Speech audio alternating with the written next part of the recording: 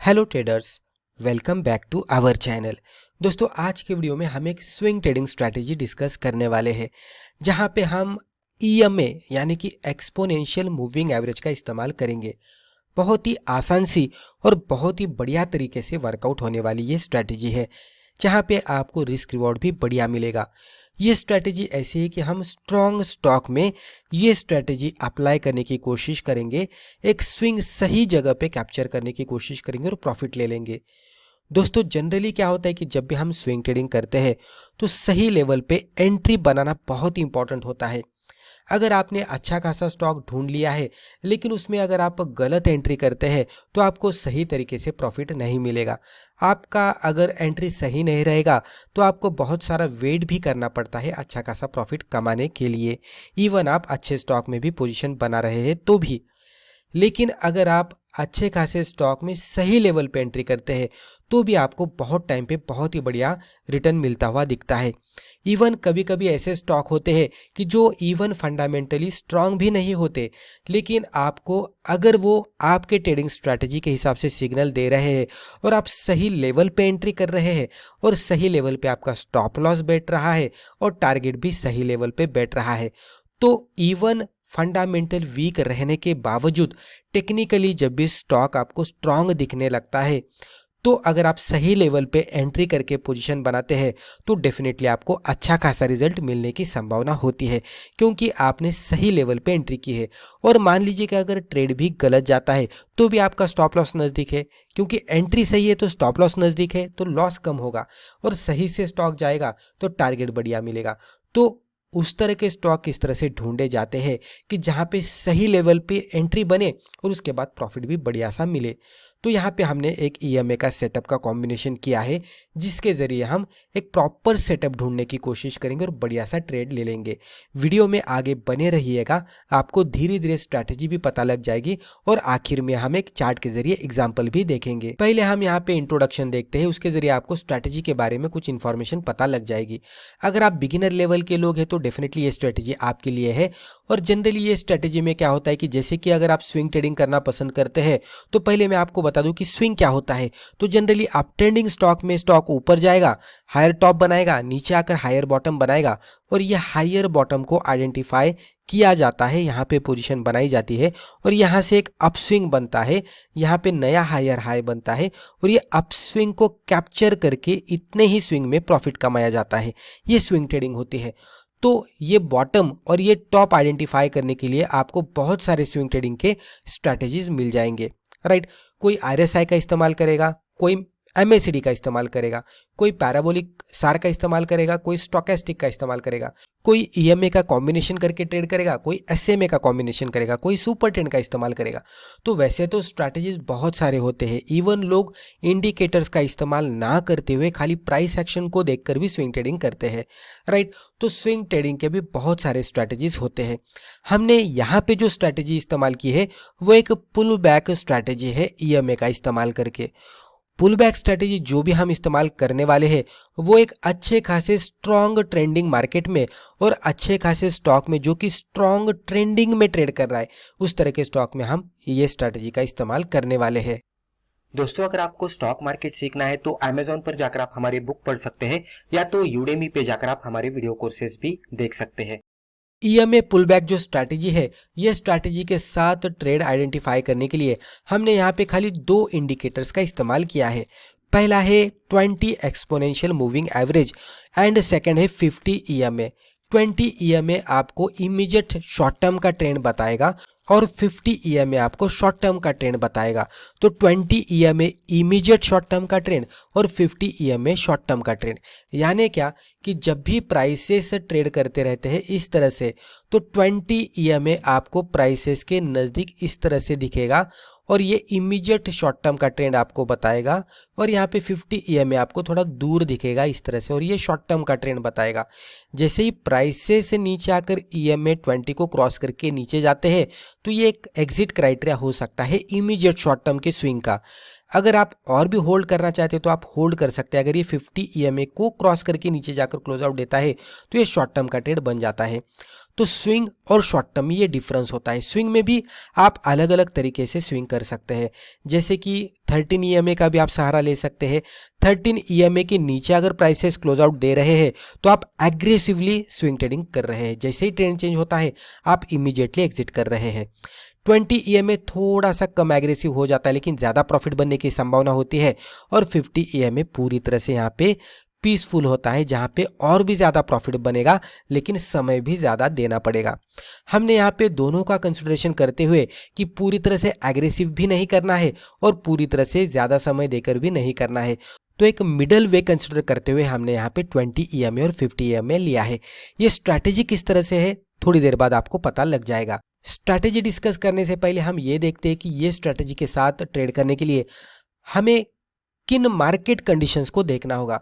तो market conditions required, तो यहाँ पे पहले तो हम देखेंगे कि best for strong trending stocks, तो जो स्टॉक स्ट्रॉन्ग ट्रेंडिंग है यानी कि बहुत ही बढ़िया तरीके से ऊपर जा रहे हैं, उसका आप लॉन्ग टर्म का चार्ट देख सकते हैं, मंथली वीकली चार्ट देख सकते हैं, डेली चार्ट भी देख सकते हैं। जहाँ पे आपको स्टॉक स्ट्रांगली अप ट्रेंड में जाता हुआ दिख रहा है, वो स्टॉक में अगर आप ये स्ट्रेटेजी अप्लाई करेंगे तो आपको बहुत ही कम समय में बढ़िया रिटर्न मिलने की संभावना है।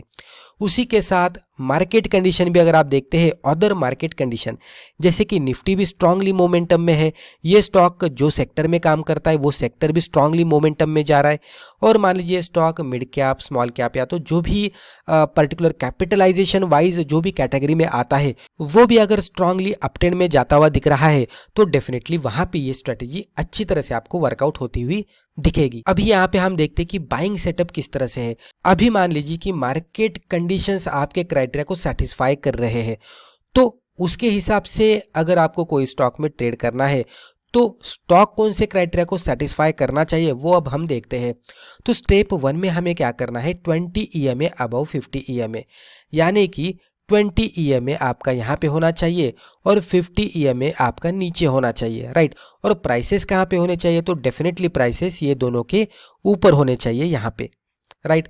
तो ये कंडीशन होनी चाहिए। उसके बाद स्टेप 2 में price pulls back near 20 EMA, यानी कि प्राइसेस यहाँ से नीचे आएंगे। कहाँ तक नीचे आएंगे, 20 EMA तक नीचे आएंगे। 20 EMA तक नीचे आने के बाद स्टेप 3 में हमें क्या करना है, बुलिश कैंडल फॉर्म्स, यहाँ पे कोई बुलिश कैंडलस्टिक का फॉर्मेशन होता है क्या, तो वो देखना है। जैसे ही बुलिश कैंडलस्टिक का फॉर्मेशन होगा, ये स्टॉक ने हमारे क्राइटेरिया को सेटिस्फाई किया है। तो पहले हमने मार्केट कंडीशन देखी, स्टॉक की ट्रेंडिंग कंडीशन देखी, उसके बाद ये बाय सेटअप देखा कि ये बाय सेटअप के हिसाब से आता है क्या, वो देखा। अगर हर एक क्राइटेरिया को ये सेटिस्फाई कर रहा है तो अब हम देखते हैं कि इसमें एंट्री एग्जिट किस तरह से करना है। तो एंट्री एग्जिट रूल्स बहुत ही सिंपल रूल्स है। जो भी बुलिश कैंडलस्टिक हमने 20 EMA पे देखी थी तो उसके अकॉर्डिंग हमें यहाँ पे एंट्री एग्जिट करना है। तो किस तरह से करेंगे, तो entry above bullish candlestick high, तो जो भी बुलिश कैंडलस्टिक बनी है उसके हाई के ऊपर जाने के बाद हम यहाँ पे एंट्री करेंगे। Stop loss below bullish candle low, तो जो भी कैंडल वहाँ पे बनी थी उसके लो के नीचे जाने के बाद हम हमारा स्टॉप लॉस रखेंगे target at 1:2 risk reward ratio. तो जो भी स्टॉप लॉस बन रहा है, मान लीजिए कि एंट्री से स्टॉप लॉस का डिस्टेंस 10 रुपीज़ का है तो टारगेट का डिस्टेंस हमारा 20 रुपीज़ का होना चाहिए। तो इस तरह से हम 1:2 का रिस्क रिवॉर्ड यहाँ पे अचीव करने की कोशिश करेंगे। अब हम यहाँ पे एक एग्जाम्पल देखते हैं, आपको ये पूरी तरह से समझ में आएगा। पहले चार्ट सेटअप में आपको बता देता हूँ, ये डेली चार्ट हमने ओपन किया है। जो ब्लू कलर की लाइन आपको दिख रही है वो है EMA 20 की, जो रेड कलर की लाइन आपको दिख रही है वो है EMA 50 की। अब हम यहाँ पे देखते हैं कि स्टॉक हमारे क्राइटेरिया में कब आया था और उसके बाद इसमें एंट्री का सिग्नल कब मिला, प्रॉफिट हमने कहाँ पे बुक किया, स्टॉप लॉस कहाँ पे लगाना था। तो यहाँ पे अगर आप देखेंगे तो लेफ्ट टू राइट जब भी हम चार्ट को देखते हैं तो आपको दिखेगा कि ये एग्जैक्टली ये लेवल पे क्रॉस ओवर हुआ, राइट। यहाँ पे क्लियरली नहीं दिख रहा था लेकिन क्रॉसओवर यहाँ पे हो रहा था। फिर ये कैंडल पे देखेंगे तो क्रॉसओवर हो चुका था लेकिन क्लियर यहाँ पे मोमेंटम नहीं था। मोमेंटम किस तरह से कैप्चर करें, जब भी दोनों EMA के बीच में का डिस्टेंस ज़्यादा होता है, बढ़ जाता है, तो हम कह सकते हैं कि प्राइसेस में मोमेंटम है। ये कैंडल पे देखेंगे तो ये डिस्टेंस बढ़ता हुआ दिखा, यहाँ पे भी बढ़ता हुआ दिखा, और फाइनली ये बुलिश कैंडल स्टिक पे देखेंगे तो आपको दिखेगा कि अच्छा खासा डिस्टेंस ये ब्लू लाइन और रेड लाइन में था, यानी कि 20 EMA और 50 EMA में था। तो यहाँ पे अगर आप देखेंगे तो ये प्राइसेस भी तेजी के साथ ऊपर जा रहे थे, तो यहाँ पे हम कंसिडर कर सकते हैं कि यहाँ पे अभी स्टॉक स्ट्रांगली ट्रेंडिंग में ट्रेड कर रहा है और वो अप ट्रेंडिंग में ट्रेड कर रहा है। ये जैसे ही क्रॉसओवर आपको मिलता है, दोनों ईएमए के बीच में का डिस्टेंस बढ़ा हुआ दिखता है और यहाँ पे प्राइसेस भी इस तरह से एक वन वे डायरेक्शन में जाते हुए दिखते हैं। नीचे एडिशनली आप वॉल्यूम भी देख सकते हैं, यही कैंडल पे आपको वॉल्यूम भी अच्छा खासा बनता हुआ दिखेगा, राइट। ये वॉल्यूम आप देख सकते हैं, ये वॉल्यूम का बार, राइट। और उसके बाद भी वॉल्यूम अच्छा खासा बनता हुआ ही दिखाए, नीचे वाले वॉल्यूम आप चेक कर सकते हैं। तो ये स्टॉक हमारे क्राइटेरिया में आ गया। स्टॉक स्ट्रॉन्ग दिख रहा है हमें, ट्रेंडिंग ट्रेड कर रहा है, अप ट्रेंडिंग में है। उसी के साथ निफ्टी सेक्टर या तो कैपिटलाइजेशन वाइज भी इंडेक्स आप देख सकते हैं, वो भी अगर स्ट्रॉन्ग रहेंगे तो ये स्टॉक में आपको स्विंग ट्रेडिंग करनी है। लेकिन कहाँ पे भी हम पोजीशन नहीं बनाएंगे, हम पोजीशन कहाँ पे बनाएंगे, पुल बैक का वेट करके। जैसे कि आप देख सकते हैं कि स्टॉक यहाँ पे नीचे आया, लेकिन पुल बैक यहाँ पे दिया था, लेकिन ये स्टॉक 20 ईएमए पे आया था क्या, नहीं। तो पुल बैक कहाँ तक होना चाहिए, 20 ईएमए तक। तो यहाँ पे हम पोजीशन नहीं बनाएंगे, 20 ईएमए तक उसको हम आने देंगे। अगर कोई स्टॉक यहाँ से निकल जाता है तो जाने दो, हम हमारे क्राइटेरिया को सेटिस्फाई होता हुआ ही देखेंगे और उसके बाद ही हम ट्रेड करेंगे। तो उसके बाद फिर से गिरावट आई और ये जो कैंडल बनी है, ये कैंडल पे पुल बैक कंप्लीट हुआ और यही कैंडल ने बुलिश कैंडल बनाकर हमें रिवर्सल का भी इंडिकेशन दिया। तो पुल बैक यहाँ पे हुआ है। तो जो हमारी ईएमए की पुल बैक की जो ट्रेडिंग स्ट्रेटेजी है, वो ये कैंडल पे सेटिस्फाई होती हुई दिख रही है। अब हम देखते हैं कि ये कैंडल पे सिनेरियो किस तरह से बना। तो ये कैंडल थोड़ा सा नीचे जाकर ओपन हुई, लेकिन ऊपर आकर क्लोज आउट दी 20 ईएमए के। तो जैसे ये 20 ईएमए के ऊपर क्लोज आउट देती है, बुलिश कैंडलस्टिक बनती है, तो ये कैंडल ने हमारा क्राइटेरिया सेटिस्फाई किया है। ये कैंडल पे ही हम ट्रेड करने का सोचेंगे। तो कैंडल के हाई के ऊपर एंट्री, लो के नीचे स्टॉप लॉस और सिंपली 1:2 का टारगेट हम एक्सपेक्ट करेंगे। ये केस में देखेंगे तो स्टॉक में बहुत ही बढ़िया मूवमेंट अपर साइड में आती हुई दिखी है। एंट्री से स्टॉप लॉस का डिस्टेंस इतना था, एंट्री से टारगेट यहाँ तक मिला है। 1:2 का अगर हम देखने की कोशिश करेंगे तो 1:2 लगभग हमें जो दिखा है वो ये लेवल तक मिलता हुआ दिखा है, यानी कि यहाँ से देखेंगे तो लगभग यही कैंडल पे, यही बुलिश कैंडल पे हमारा टारगेट हिट होता हुआ दिखा है।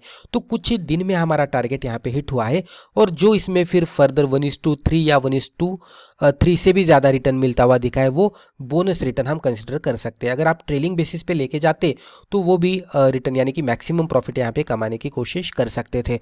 तो इस तरह से सिंपल कुछ क्राइटेरियाज को देखकर, कुछ चार्ट सेटअप को ऑब्जर्व करके, कुछ इंडिकेटर का सहारा लेकर, कुछ प्राइस एक्शन को देखकर और प्रॉपर लेवल पे एंट्री करके हम इस तरह से बढ़िया तरीके से रिस्क रिवॉर्ड को मैनेज करते हुए और कैपिटल को बचाते हुए हम बढ़िया सा ट्रेड कर सकते हैं। कैपिटल को किस तरह से बचाएंगे, तो स्टॉप लॉस सही लेवल पे लगाकर और मनी मैनेजमेंट, क्वांटिटी मैनेजमेंट का सहारा लेकर और डाइवर्सिफिकेशन का भी इस्तेमाल करके। तो दोस्तों मुझे लगता है कि रिस्पेक्टिव वीडियो के जरिए जो भी इन्फॉर्मेशन हमने आपके साथ शेयर की है आपको वैल्यूएबल लगी होगी। वीडियो अगर फायदेमंद लगा तो वीडियो को लाइक जरूर कीजिएगा और इसी तरह के बिगिनर फ्रेंडली वीडियोस आगे भी जाकर देखने के लिए हमारे चैनल को सब्सक्राइब करके बेल आइकन को भी क्लिक कीजिएगा। धन्यवाद।